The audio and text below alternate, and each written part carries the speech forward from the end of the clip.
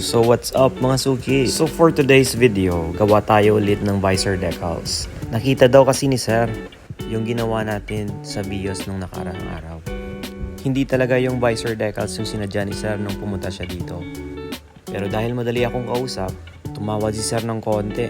Tapos eto, after 15 minutes ng preparation ng pagkat, tsaka paglagay ng transfer tape, eto, ikakabit na nila. Medyo natagalan lang ng konti guys kasi kung nakita nyo sa early video clips, tanggal pa natin yung lumang visor decals ni Sir, yung motol na red. Halos ako na yung nag-decide dito guys kung ano yung ididikit, ano yung design, at ano yung kulay ng background ng visor. As you can see sa video guys, may dala-dala akong gastang cover. Binalot ko kasi yan ng carbon fiber sticker. Sa loob ng shop ko ginawa yan guys, kaso sabi ko hindi ako makikita dito sa video Kaya syempre, doon ko pinili makipagchismisan sa harap. Sayang naman 'di ba yung reels pag konti lang exposure natin, 'di ba?